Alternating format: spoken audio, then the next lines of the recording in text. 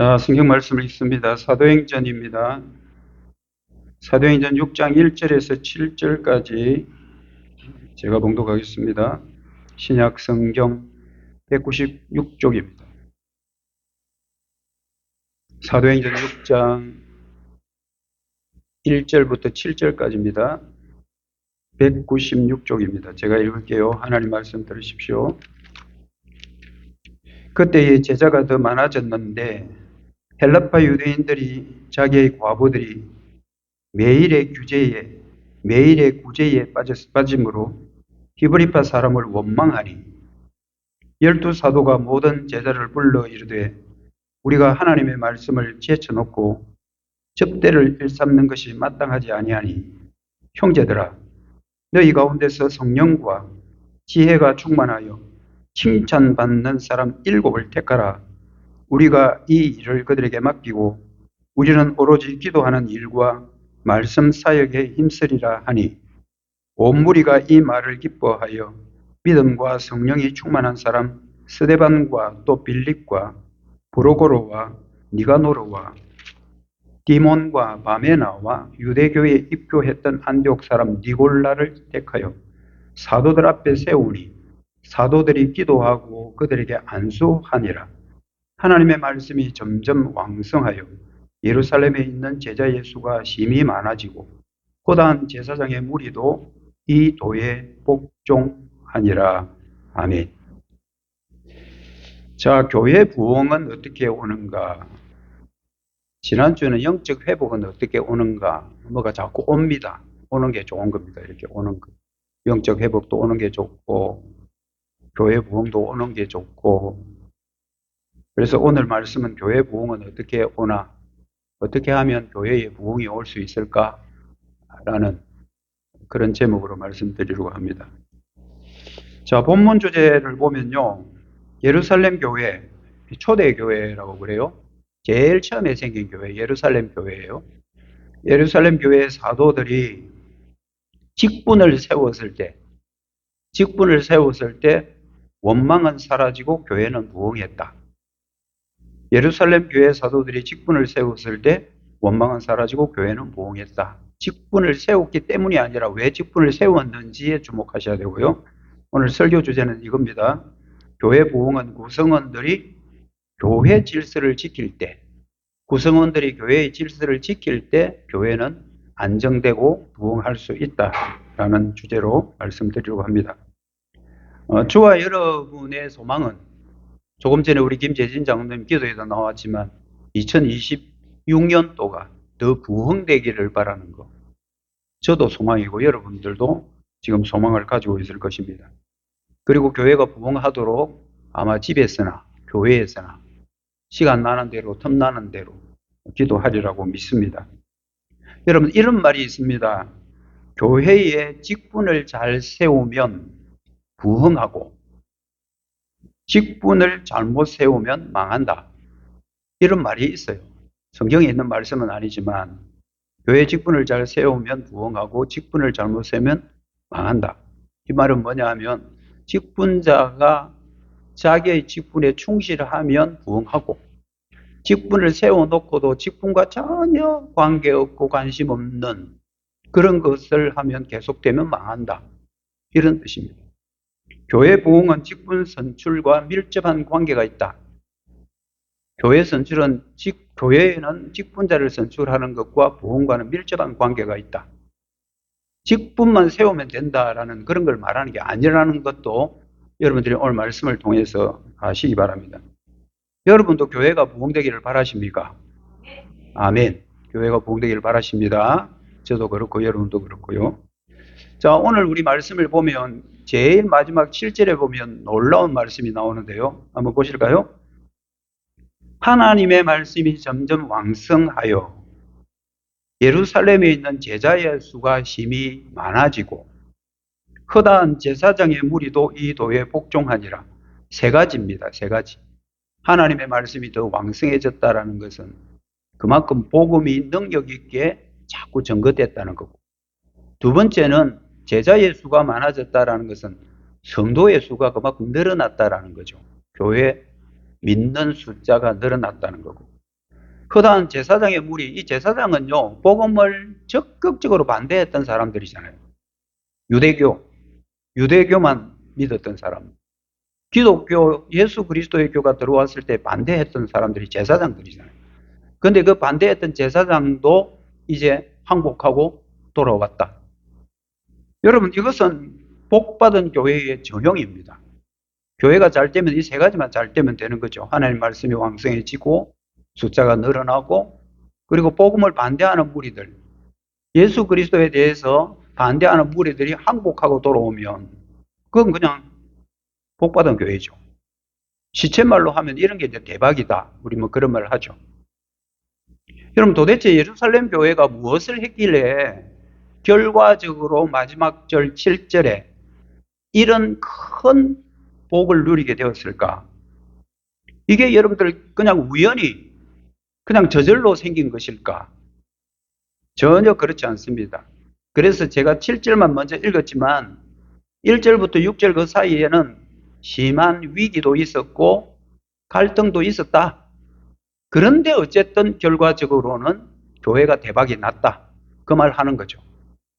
우리는 이 좋은 결과가 나오기까지 어떤 우여곡절을 겪었는지, 어떤 위기가 있었는데 그 위기를 슬기롭게 극복했는지, 이 말씀에 좀 주목하셔서 우리 교회도 그렇게 되기를 소망해야 합니다. 여러분, 예루살렘 교회의 위기는요, 밖에서 온 게 아니에요. 교회 위기가 대부분 뭐 밖에서, 요즘 같으면 뭐 옛날 우리가 코로나 팬데믹일 때는 밖에서도 참 많은 그런 위기들이 왔죠. 요구도 많이 했고요. 그러나 이 예루살렘 교회 위기는 외부에서 온 것은 아니에요. 왜냐하면 1절 그 앞에 보면 뭐라고 해놨습니까? 그때의 제자의 수가 많아졌는데, 외향적으로는 제자의 수가 많이 늘어난 거니까 좋은 거잖아요. 위기가 없어 보입니다. 굉장히 좋아 보이죠. 그래서 이 위기는 내부에서 온 겁니다. 외적으로는 오히려 숫자가 많이 불어났으니까 좋은 거고. 근데 문제는 뭐가 안에 있었다라는 말이죠. 1절 다시 한번 보면 그때 제자가 더 많아졌는데, 오케이, 여기까지는 좋아요. 근데 헬라파 유대인들이 자기 과부들의 매일의 구제에 빠짐으로 히브리어 사람을 원망했다. 제자가 많아졌는데, 오케이, 좋습니다. 근데 문제가 뭐예요? 원망이 생겼다. 그러니까 외부의 문제가 아니고 내적인 문제라는 걸 알 수가 있죠. 내부에 원망이 생겼다. 여러분, 원망이라는 어원이 참 재밌습니다. 원망이라는 말의 처음의 뜻이 어떤 거냐 하면요, 비둘기가 구구구구구구 하고 우는 소리, 그게 원망이라는 뜻이에요. 또 하나 비슷한 뜻은 벌이 웅웅웅 하는 거, 웅웅, 이런 벌소리. 그 다음 비둘기가 구구구구구구 하는, 그래서 이런 것을 의성어라 그러죠. 의성어. 거기서 나오는 게 여러분 원망이라는 말의 뜻이에요. 그러니까 원망이라는 말은 막 떼놓고 소리 지르고 막 짜증내고 고함 지르고 이런 게 아니고, 어디서? 뒤에서 그냥 웅웅거리는 불평, 그리고 입안에서만 맴도는 투덜거림, 이게 성경에 나와 있는 원망의 뜻이에요. 그러니까 이 원망은 대놓고는 안 하지만 뒤에서 구구구구구구구구 벌소리처럼 웅웅웅웅 그렇게 투덜거리는 거, 불평하는 거. 그런데 이게 오히려 파괴력은 굉장히 큽니다.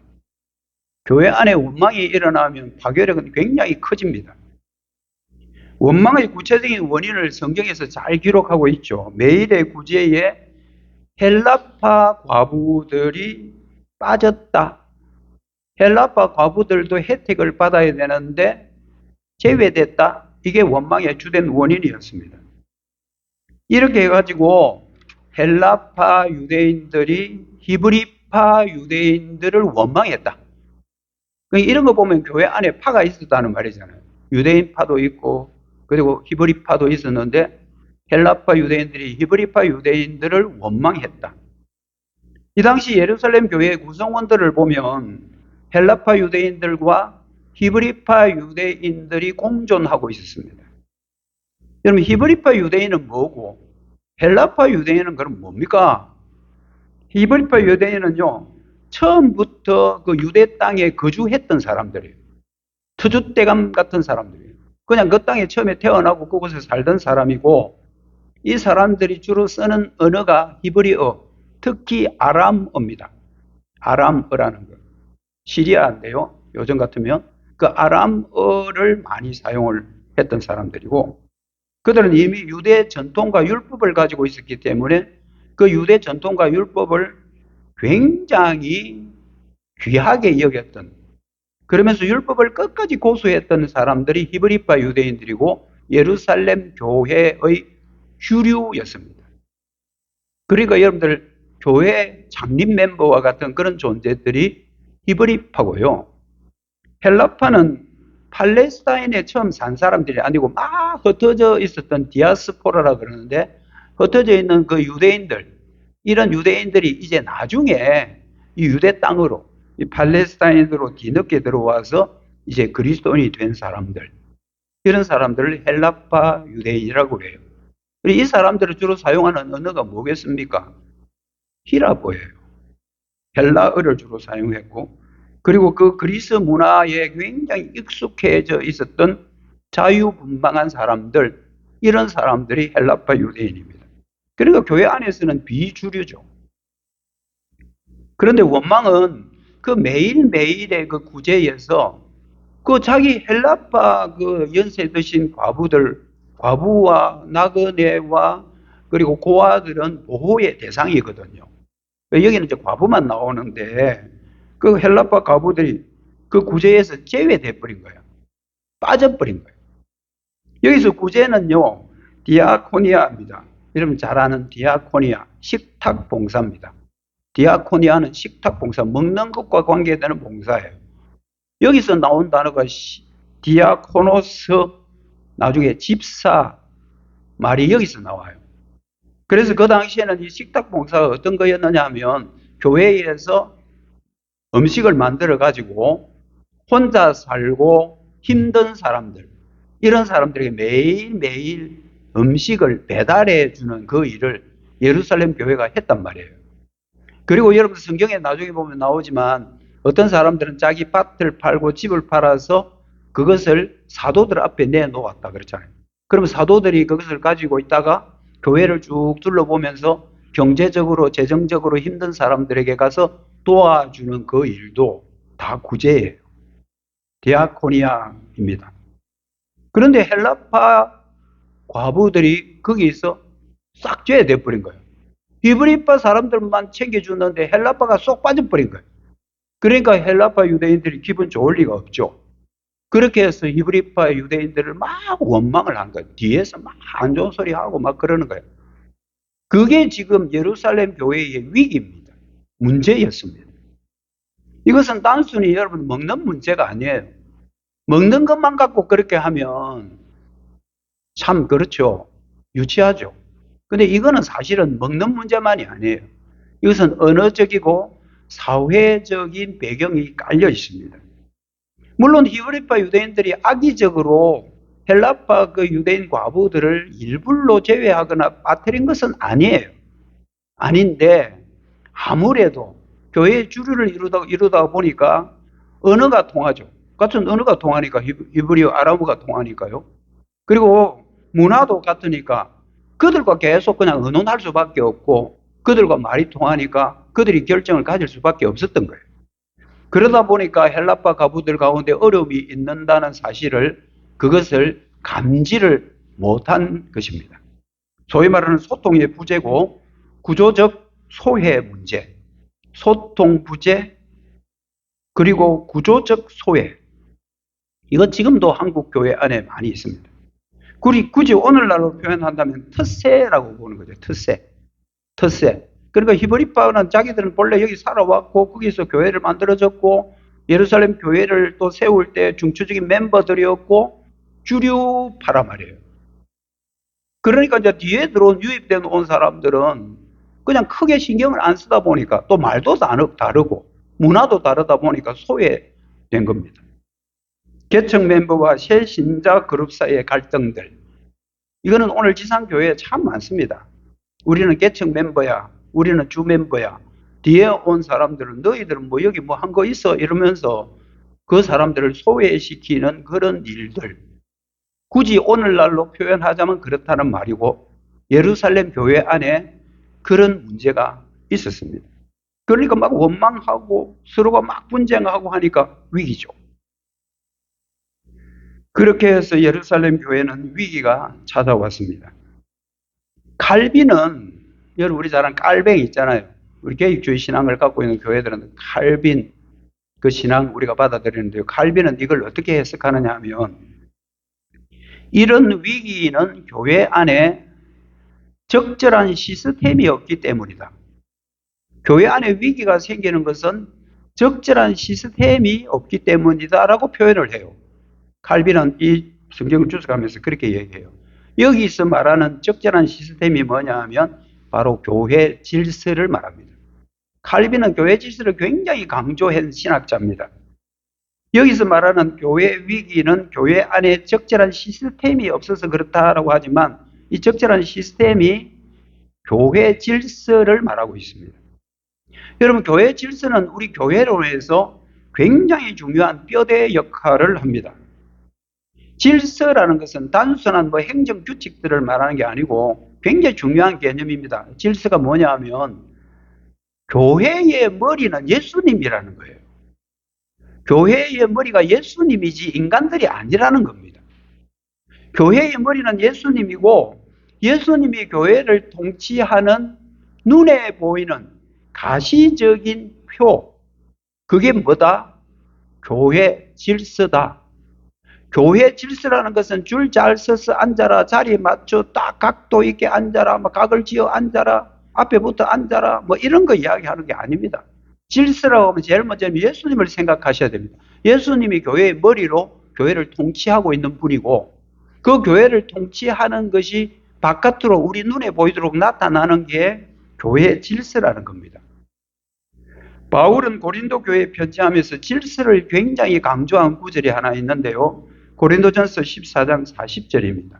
모든 것을 품위 있게 하고 질서 있게 하라. 모든 것은 품위 있게 해라. 교회 안에서 일할 때.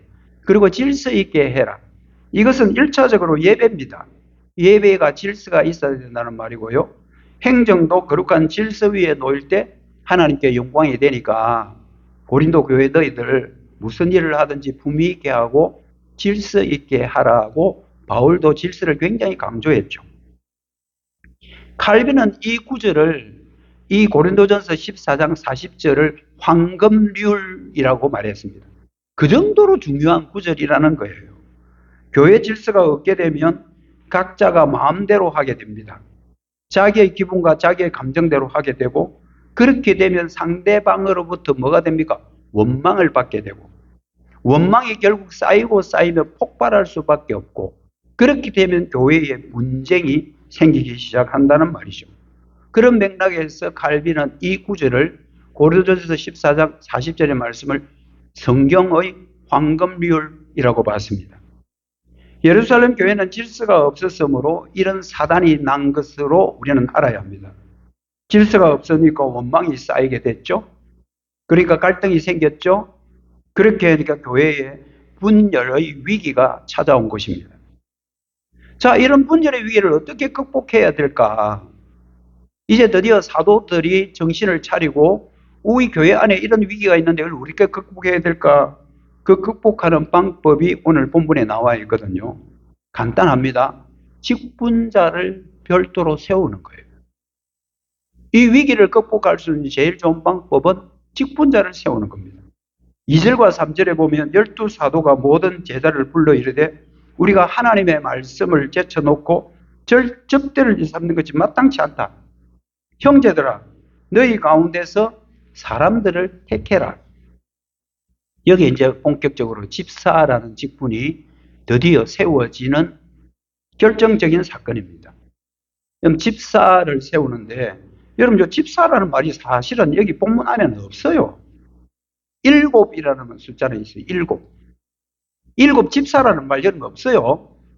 집사라는 말 없는데 일곱이라는 숫자는 있어요. 근데 왜 이걸 초대교회 일곱 집사라고 부를까?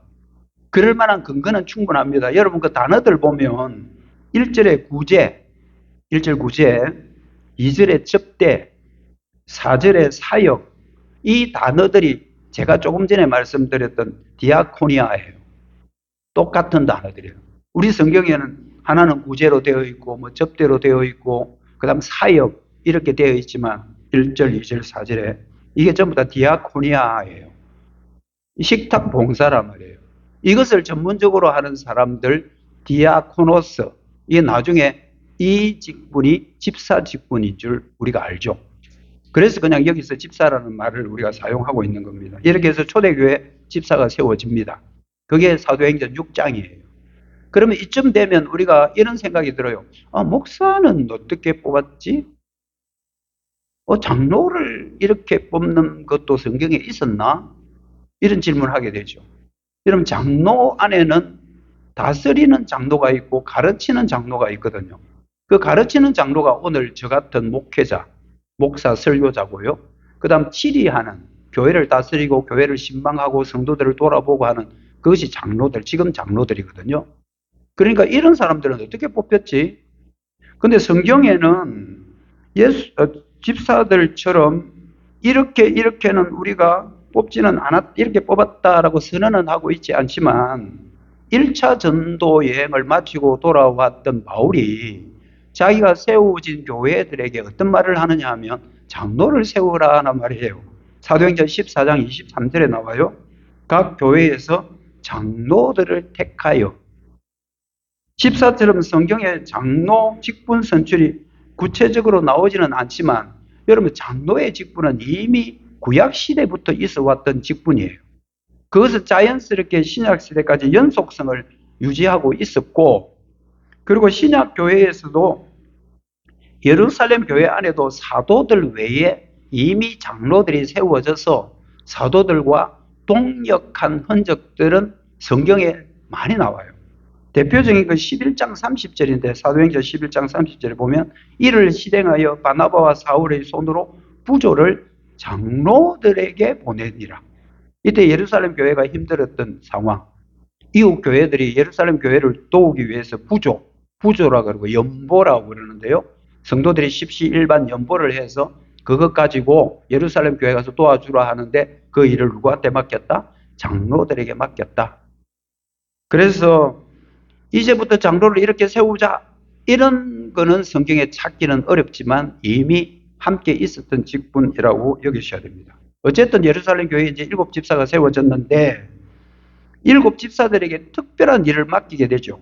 3절 하반절에 보면 우리가 그 일을 이제 그들에게 맡기자. 그 일이라는 것은 지금까지 해왔던 구제의 문제예요. 가난한 사람 돌아보고 긍휼의 자비, 하늘의 자비의 사역들, 이런 것들은 그 7 집사에게 맡겨놓자.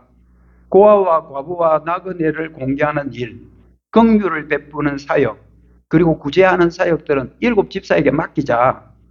그렇게 해서 그 일은 7 집사에게 맡기고 이제는 사도는 사도의 본래 본연의 직분으로 돌아가게 되는 이 일이 초대교회 예루살렘 교회에 있었습니다.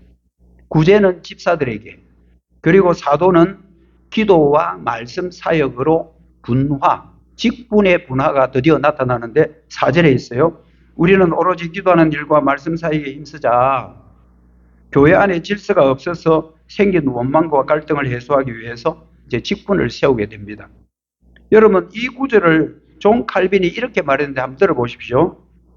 사도들은 자신들이 감당할 수 없는 짐을 드러내기 위해 집사들을 세웠다. 여기서 우리는 교회 질서가 얼마나 중요한지 배운다. 말씀과 기도가 사역자의 주된 임무라면 가난한 자를 돌보는 것 역시 성령과 지혜가 충만한 자들이 감당해야 될 거룩한 직임이다 라는 말을 칼빈이 했습니다.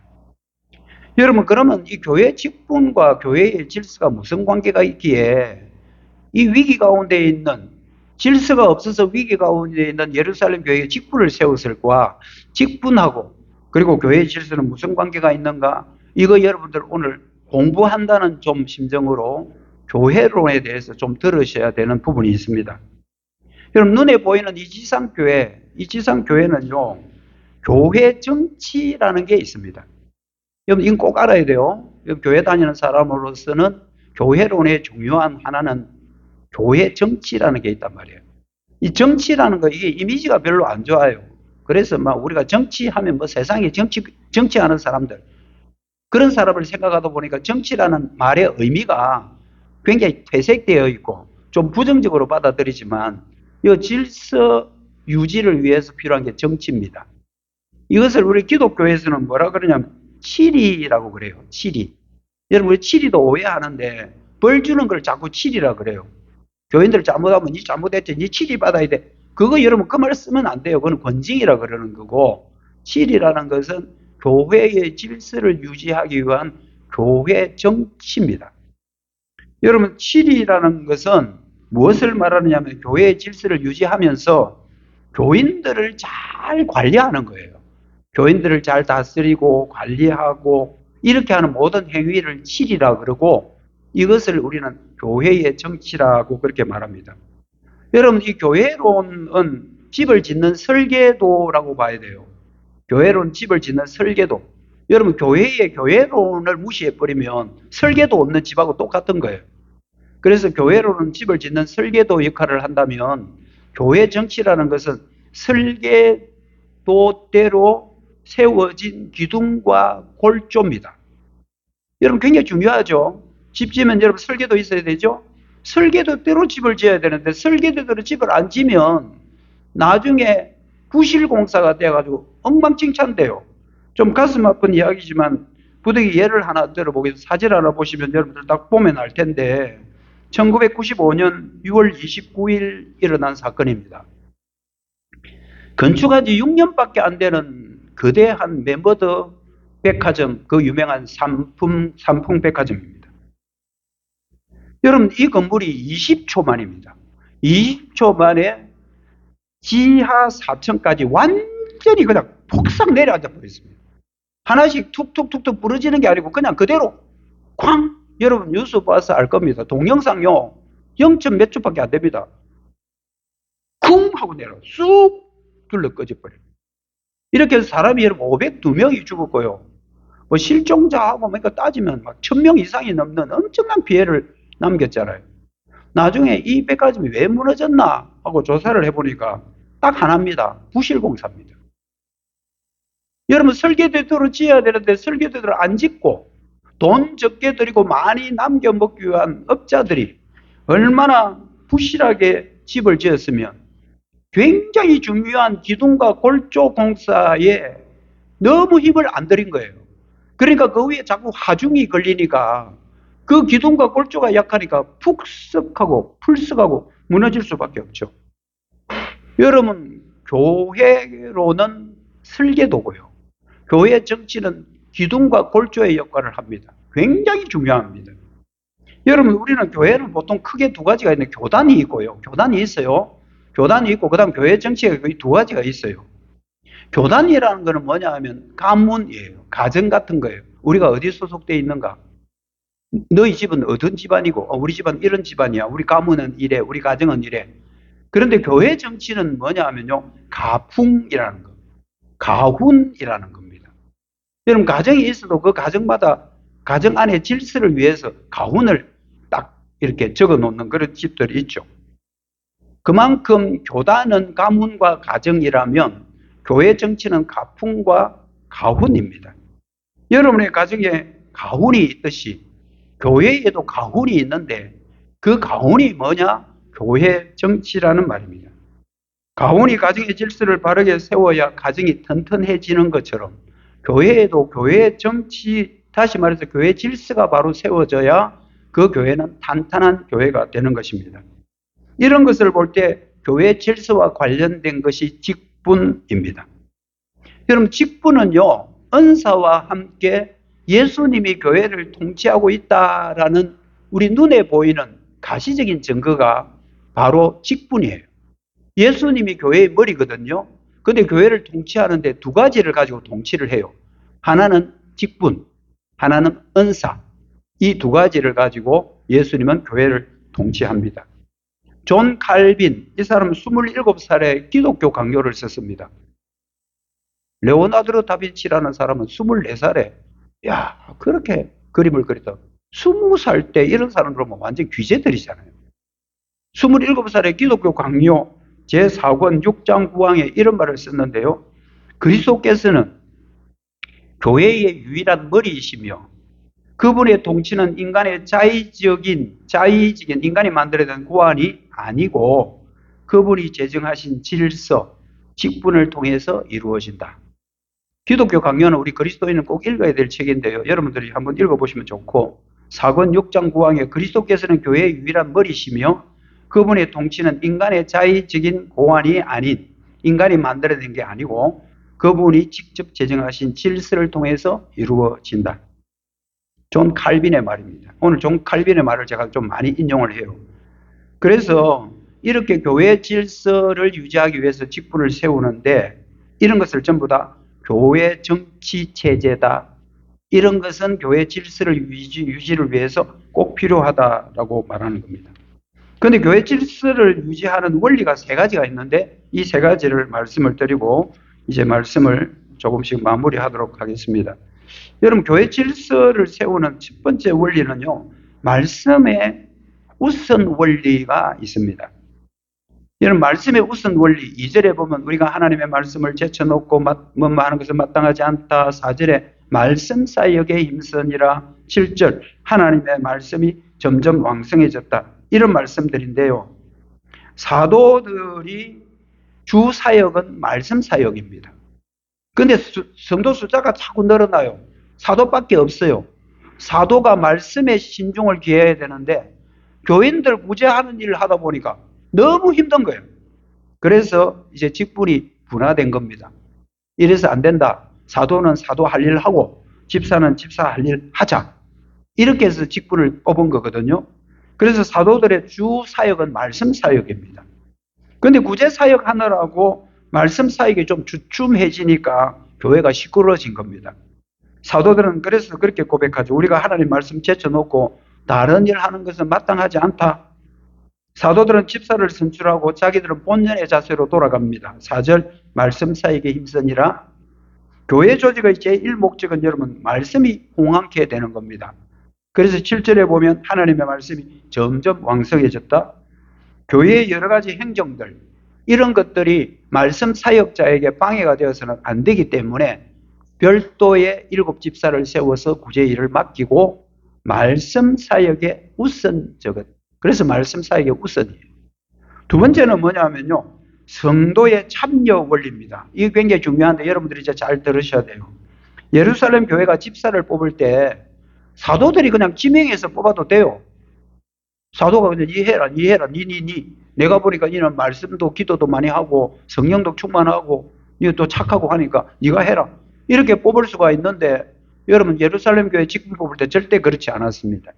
이걸 성도들이 직접 참여하는 원리가 이미 성경에 나와 있습니다. 오늘 여러분들 투표권 갖고 있죠. 참정권이라 그러잖아요. 교회 그건 이미 시작된 거예요. 그래서 3절에 보면 형제들아 너희 가운데서 땡땡땡땡 택하라. 직분은 성도들 가운데 비서거권 가지고 또는 선거권 가지고 있는 사람들이 있지만 성도가 직접 투표하여 뽑습니다. 교회는 이런 원리를 굉장히 기뻐했다. 5절입니다. 온 무리가 이 말을 기뻐하여 택했다. 회중이 참정권을 가지는 것은 교회의 교권주의, 무질서를 없애기 위한 참 좋은 방법입니다.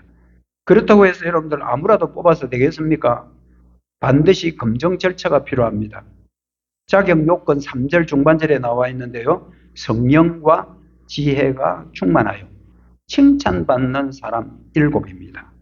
성령도 충만해야 되고 지혜도 말씀으로 충만한 사람이어야 되지만 사람들로부터 칭찬받는 사람, 이런 자격 요건을 갖고 있는 사람을 성도들의 손으로 직접 뽑는 원리, 이게 교회 질서의 두 번째 원리고요. 세 번째는 권위 위임 원리입니다. 여러분 이 말이 좀 어려운 것 같지만 간단합니다. 6절에 보면 이제 성도들에 의해서 직분자가 뽑혔잖아요. 그리고 나서 누가 안수를 하느냐 하면 사도들이 합니다. 사도들 앞에 세우니 사도들이 기도하고 그들에게 안수했다. 안수는 여러분 요식행위가 아닙니다. 직분에 필요한 은사를 주고 권위, 이제 앞으로 당신은 교회에서 이런 권위를 줬으니까 당신이 그 권위를 가지고 기능을 가지고 열심히 해라. 이러면서 권위를 위임하는 공적으로 인준하는 게 안수예요. 안수. 그래서 여러분들 직분 뽑으면 안수하죠.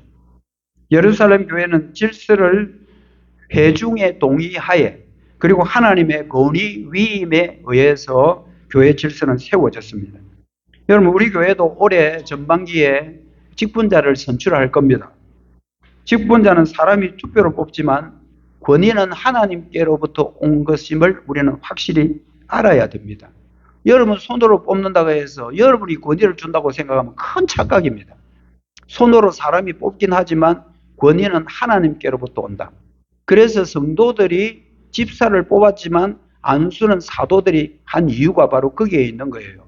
교회에서 허락한 권위가 사도들의 손에 의해서 안수를 통해서 이제 권위를 위임하는 겁니다. 내가 뽑았으니까 너 내 말 잘 들어. 천만의 말씀입니다. 뽑는 것은 사람이 뽑지만 그 권위는 하늘로부터 내려온다는 거 누구든지 다 인정해 줘야 됩니다. 교회가 시험에 빠지는 이유 중에 여러 가지 이유가 하나 있는데 그 중에 하나가 뭐냐면 직분 선출하고 나면 항상 시끄러워요. 제 목회 경험도 그래요. 직분 뽑을 때 직분 뽑고 나서 항상 문제예요. 여러분 이런 사람이 있습니다. 성도들이 전부 다 인정해가지고 직분을 뽑아줬어. 그 사람이 선출됐어요. 근데 자기가 안 한대. 그러면서 이런 말 해요. 나는 아직 그릇이 못 돼가. 여러분 그릇 잘 떼가지고 직분하는 사람 누가 있습니까? 베드로도 누구든도 다 모자라는 사람들 하나님이 세워서 나중에 하다 보니까 되는 거지. 나 그런 사람 보고 놀랐습니다. 뽑혔는데 자기가 안 하겠대. 자기는 능력이 부족해서 못합니다라고 겸손한 말로 했지만 저는 그 이유를 알죠.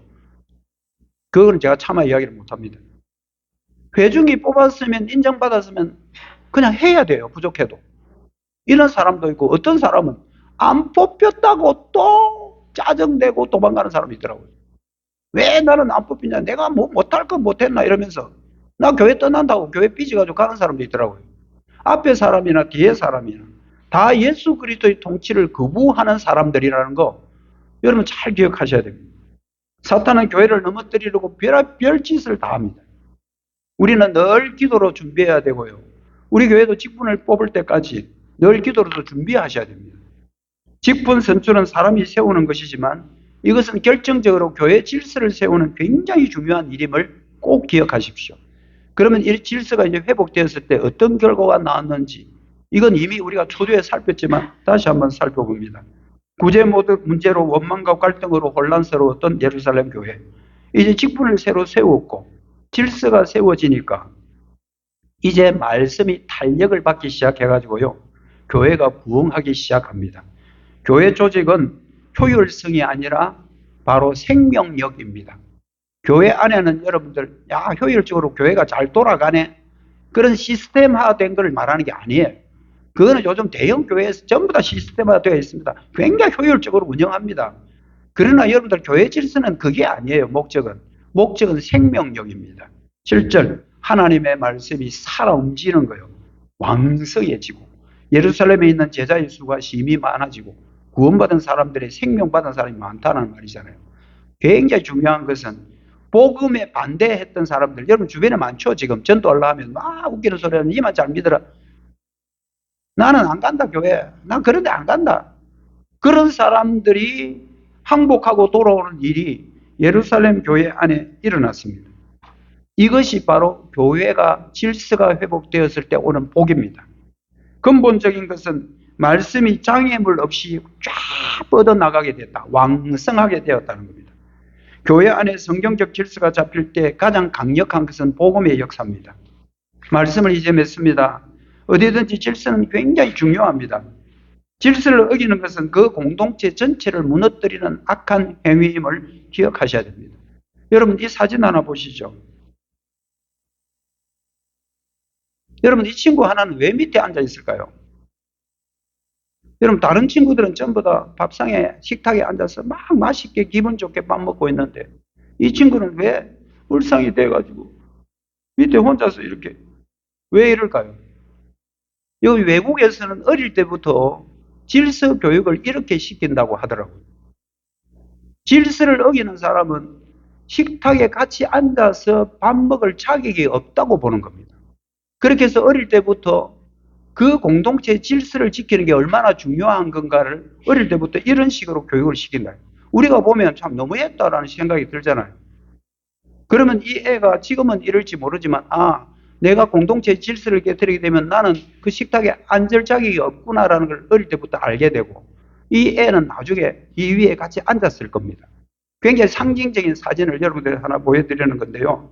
이렇게 식탁 공동체, 그 자리에 같이 앉는다는 것은 온 성도가 같은 질서를 유지해 줄 때 같은 식탁, 그 식탁의 봉사를 받을 수 있다는 겁니다.